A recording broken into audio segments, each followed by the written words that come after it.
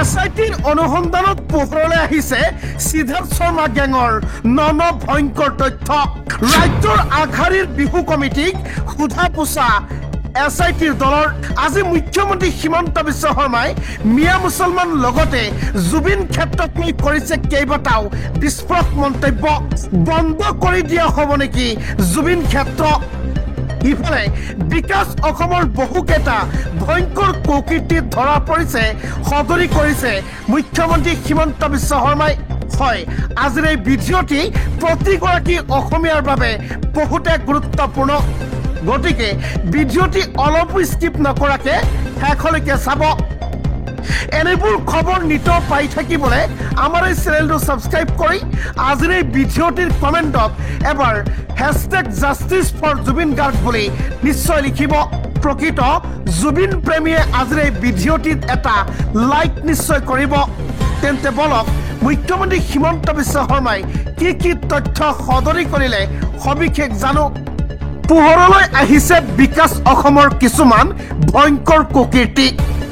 হয়, কাৰ পৰা দাবী ধমকিৰে উঠাইছিল টকা। প্ৰথমতেই আমি বিকাশ অসমৰ এনে কিছুমান কুকীৰ্তিৰ বিষয়ে জানিম যিবিলাক আপোনালোকে আগতে কেতিয়াও জনা নাছিল। তাৰ পিছতেই মুখ্যমন্ত্ৰী হিমন্ত বিশ্ব শৰ্মাই সদৰি কৰা বহুতকেইটা গুৰুত্বপূৰ্ণ খবৰ আপোনালোকৰ কাৰণে আছে। ভিডিঅ'টি অলপো স্কিপ নকৰিব। পোহৰলৈ বিকাশ অসমৰ কুকীৰ্তি। কাৰ পৰা দাবী ধমকিৰে উঠাইছিল টকা। গ্ৰেপ্তাৰৰ পাছতে ফাদিল হৈছে বিকাশ অসমৰ কুকীৰ্তি। দিছপুৰ আৰক্ষীৰ হাতত বিকাশৰ ধন দাবীৰ ভয়ংকৰ তথ্য। অপহৰণৰ উপৰিও দাবী ধমকিৰে লুটিছিল লাখে লাখে টকা। দেৱালীৰ সময়ত ব্যৱসায়ীৰ পৰা লাখে টকা লৈছিল বিকাশ অসমে। ফটকা ব্যৱসায়ীক 4 পৰা 5 লাখ টকা দাবী কৰিছিল বিকাশ অসমে। ইয়াৰে 1.5 লাখ টকা সংগ্ৰহ কৰিছিল বিকাশ টিমে। বিকাশৰ বিৰুদ্ধে ৰুজু হৈছে 83/25 নম্বৰৰ গোচৰ। গ্ৰেপ্তাৰৰ পাছতে ফাদিল হৈছে বিকাশ অসমৰ কুকীৰ্তি। দিছপুৰ আৰক্ষীৰ হাতত বিকাশৰ ধন দাবীৰ ভয়ংকৰ তথ্য। জুবিন গাৰ্গৰ মৃত্যুৰ 45টা দিন। শেহতীয়াকৈ SITয়ে লাভ কৰিছে কিছুমান ভয়ংকৰ তথ্য। জুবিন গাৰ্গৰ মৃত্যু স্বাভাৱিক নে পৰিকল্পিত হত্যা, এক ডাঙৰ ৰহস্য ফাদিল হৈছে। ভিডিঅ'টি স্কিপ নকৰিব। জুবিন গাৰ্গৰ মৃত্যুৰ 45টা দিন পাৰ হৈ আছে। কেতিয়া ন্যায় পাব জুবিন গাৰ্গে বুলি প্ৰশ্ন অসমৰ 3.45 লাখ জনতাৰ। 9টা পক্ষিক পাৰ হ'ল জুবিন গাৰ্গৰ মৃত্যুৰ। কিদৰে মৃত্যু হ'ল জুবিন গাৰ্গৰ প্ৰশ্ন। জুবিন গাৰ্গৰ মৃত্যুৰ প্ৰকৃত কাৰণ কি? জুবিন গাৰ্গৰ মৃত্যু স্বাভাৱিক নে পৰিকল্পিত হত্যা? জুবিন গাৰ্গৰ মৃত্যুৰে জগৰীয়া 5 কালপিতৰ কি শাস্তি হ'ব? ৰাইজৰ মনত 101টা প্ৰশ্ন। ৰহস্যৰ আৱৰ্তত জুবিন গাৰ্গৰ মৃত্যু কেতিয়া ফাদিল হ'ব সকলো কথা। মুখ্যমন্ত্ৰীৰ ঘোষণা, জুবিন গাৰ্গে ন্যায় পাব।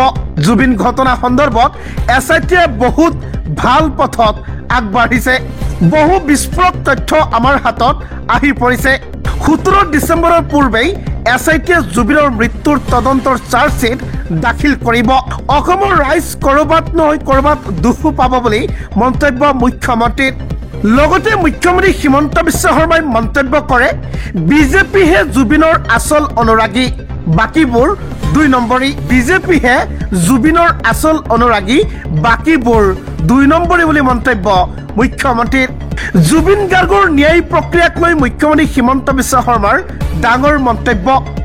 জুবিনৰ ন্যায়ৰ বাবে দিনে ৰাতিয়ে কষ্ট কৰি আছো মই। তদন্তত বহু বিস্ফোৰক তথ্য লাভ কৰিছে SITয়ে।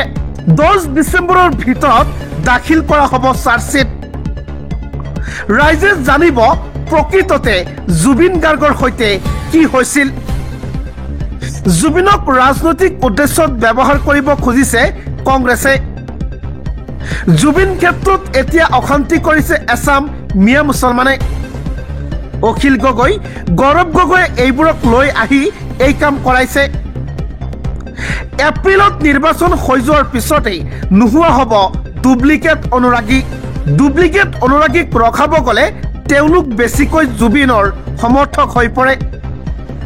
জুবিনৰ গান এটা গাবলৈ ক'লে একো নোৱাৰে ডুপ্লিকেট অনুৰাগীয়ে। বিজেপিহে জুবিনৰ আচল অনুৰাগী বুলি মন্তব্য মুখ্যমন্ত্ৰীৰ বাকীবোৰ চব 2 নম্বৰী হয় বন্ধুসকল মুখ্যমন্ত্ৰী হিমন্ত বিশ্ব শৰ্মাৰ মন্তব্যক লৈ আপোনালোকৰ যদি কিবা মন্তব্য আছে ভিডিঅ'টিৰ কমেণ্টত জনাবলৈ নেপাহৰিব ৰাজ্যবাসীক দিবলৈ এটা দুখৰ খবৰ এটা বহুতে জৰুৰী খবৰ মন্দিৰ দৰ্শন কৰিবলৈ গৈ মৃত্যু 15 গৰাকী তীৰ্থযাত্ৰীৰ হয় ক'ৰ পৰা আহিছে এই দুখৰ খবৰ সবিশেষ জনাইছো ভিডিঅ'টি শেষলৈকে চাব মন্দিৰ দৰ্শন কৰিবলৈ গৈ মৃত্যু 15 গৰাকী তীৰ্থযাত্ৰীৰ দেশ কঁপাই যোৱা ভয়ংকৰ দুৰ্ঘটনা ৰাজস্থানৰ ফালদিত সংঘটিত হৈছে এই ভয়ংকৰ পথ দুৰ্ঘটনা ৰাজপথত ৰখাই থোৱা ট্ৰাকৰ সৈতে ভয়ংকৰ সংঘৰ্ষ যাত্ৰী ভৰ্তি ট্ৰেভেলাৰৰ চিতাতে প্ৰাণ গ'ল 15 গৰাকী তীৰ্থযাত্ৰীৰ 2 গৰাকী তীৰ্থযাত্ৰীৰ অৱস্থা যথেষ্ট সংকটজনক বুলি জানিব পৰা গৈছে মন্দিৰ দৰ্শন কৰিবলৈ গৈ মৃত্যুক আঁকোৱালি ল'লে 15 গৰাকীকৈ তীৰ্থযাত্ৰী মিয়াৰ বিৰুদ্ধে যুদ্ধ ঘোষণা মুখ্যমন্ত্ৰী হিমন্ত বিশ্ব শৰ্মাৰ জুবিনৰ নাম লৈ কোনো মিয়া হাৰি যাব নোৱাৰে মিয়াৰ বিৰুদ্ধে যুদ্ধ চলিয়ে থাকিব হিমন্ত বিশ্ব শৰ্মাৰ মুখ্যমন্ত্ৰী থকালৈকে মিয়াক লৈ নহ'ব কোনো কম্প্ৰমাইজ হাজো দীঘলীয়া তালিকা বুলডোজাৰৰ শব্দই কঁপাব ৰাজ্যৰ আকাশ বতাহ হয় পুনৰবাৰ এক ডাঙৰ তালিকা প্ৰস্তুত কৰিছে মুখ্যমন্ত্ৰী হিমন্ত বিশ্ব শৰ্মাই ৰাজ্যৰ আকাশে বতাহে আকৌ আৰম্ভ হ'ব বুলডোজাৰৰ গৰ্জন ৰাজ্যত কোনো পধ্যে বন্ধ নহয় উচ্ছেদ অভিযান ৰাজ্যত উচ্ছেদ অভিযান চলিবই হাজো হৈছে দীঘলীয়া তালিকা বুলডোজাৰৰ শব্দই কঁপাব ৰাজ্যৰ আকাশ বতাহ উচ্ছেদক লৈ মুখ্যমন্ত্ৰী হিমন্ত বিশ্ব শৰ্মাৰ কঠোৰ মন্তব্য মই মুখ্যমন্ত্ৰী হৈ থকালৈকে মিয়াৰ সৈতে চলি থাকিব সংগ্ৰাম কোনো ক্ষেত্ৰতে কম্প্ৰমাইজ কৰা নহ'ব মিয়াৰ সৈতে আমাৰ যুদ্ধ চলি থাকিব জুবিনকো ন্যায় দিম মিয়া অনুপ্ৰৱেশকাৰীকো কষ্ট দিম এনেবোৰ মন্তব্য মুখ্যমন্ত্ৰীৰ গৌৰৱ গগৈ 100% পাকিস্তানী এজেণ্ট এক বিস্ফোৰক মন্তব্য মুখ্যমন্ত্ৰী হিমন্ত বিশ্ব শৰ্মাৰ হয় গৌৰৱ গগৈক লৈ পুনৰ গৰজি উঠিছে মুখ্যমন্ত্ৰী হিমন্ত বিশ্ব শৰ্মাই গৌৰৱ গগৈ 100% পাকিস্তানী এজেণ্ট সাহস আছে যদি মোৰ ওপৰত মানহানি গোচৰ দিয়ক গৌৰৱ গগৈৰ বিৰুদ্ধে উপযুক্ত প্ৰমাণ আছে মোৰ লগত নিৰ্বাচন নাথাকিলে গৌৰৱ গগৈৰ বিৰুদ্ধে মই আৰু কঠোৰ হলো হয় নিৰ্বাচনৰ সময়ত কঠোৰ হলে মানুহে মোক ৰাজনীতি কৰা বুলি ক'ব মোৰ হাতত থকা তথ্য ফাদিল হলে মুকলিকৈ ঘূৰি ফুৰিব নোৱাৰে গৌৰৱ গগৈ যি কৰিব লাগে সময়ত মই সকলো কৰিম মুখ্যমন্ত্ৰী হিচাপে কৈছো গৌৰৱ গগৈ 100% পাকিস্তানী এজেণ্ট জুবিনক ন্যায় দিয়েই গৌৰৱ গগৈৰ বিৰুদ্ধে তথ্য ৰাজহুৱা কৰিম গৌৰৱ গগৈক লৈ মুখ্যমন্ত্ৰী হিমন্ত বিশ্ব শৰ্মাৰ এই নতুন বিস্ফোৰণ